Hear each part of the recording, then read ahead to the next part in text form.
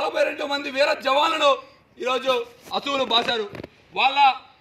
వాళ్ళందరికీ కూడా విక్రమసింహపురి యూనివర్సిటీ అధ్యాపకుల నుంచి విద్యార్థుల దాకా అందరూ కూడా ఘన నివాళులు అర్పిస్తూ ఈ సందర్భంగా ఎవరైతే ఈ 42 మంది వీర జవాన్లకు మృతికి కారణమైనటువంటి ఐఏఎస్ అదేవిధంగా తీవ్రవాద సంస్థలు ఏవైతే ఉన్నాయో వీటన్నిటినీ కూడా వెంటనే భారతదేశ ప్రభుత్వం వాళ్ళను ఎక్కడ కనిపిస్తే అక్కడ అరెస్టులు కాదు, ఉరి తీసి అవసరమైతే ఎక్కడికక్కడ ఎన్కౌంటర్లు చేయాలని, అదేవిధంగా ఎక్కడా కూడా ఏ దేశం కూడా ఈరోజు శాంతి పద్ధతుల్లో భారతదేశం ఎప్పుడు కూడా శాంతి శాంతి శాంతి అని చెప్పి ఈరోజు ఒక సంకల్పంతో ముందుకెళ్తుంది. కాబట్టి ఈరోజు ఏదైతే ఉగ్రవాద సంస్థలను పోషిస్తున్నాయో పాకిస్తాన్, ఆఫ్ఘనిస్తాన్ ఈ దేశాలన్నీ కూడా మిగిలిన్నాయి.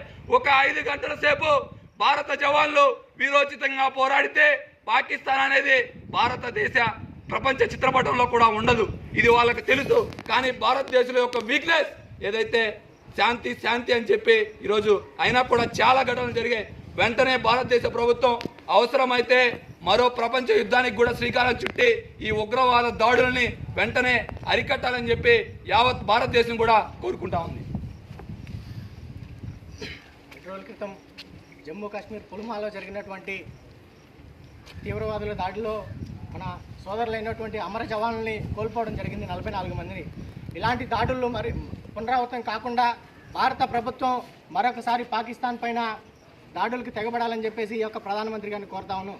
370 ఆర్టికల్ని రద్దు చేసి జమ్మూ కాశ్మీర్కి ఉన్నటువంటి స్వయం ప్రతిపత్తిని కూడా విత్డ్రా చేసుకోవాలని చెప్పేసి కేంద్ర మంత్రి అదేవిధంగా రాజ్నాథ్ సింగ్ గారిని అదేవిధంగా ప్రధాని గారిని కోరుతా ఉన్నాం.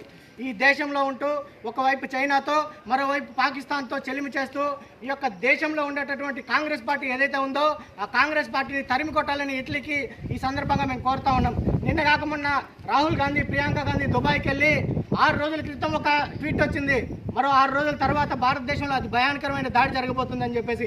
ఇలాంటి దాడులకి ప్రోత్సాహం, అదేవిధంగా వాళ్ళు వెనుకుండి నడిపిస్తున్నటువంటి రాహుల్, సోనియాల్ని ఇటలీకి తరిమి కొట్టాల్సిన బాధ్యత మనందరిపైన ఉంది.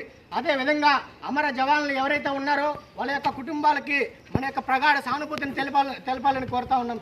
ఈ యొక్క పాకిస్తాన్కి హెచ్చరిస్తూ ఉన్నాం, భారతదేశంలో ఉండే ప్రతి ఇంటి నుంచి ఒక జవాన్ పుట్టుకొస్తారు.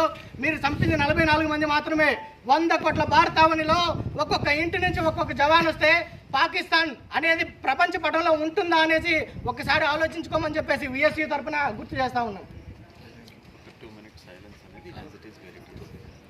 2 నిమిషాలు మనందరం కూడా మన జవాన్ల కోసం శ్రద్ధాంజలి ఘటిద్దాం.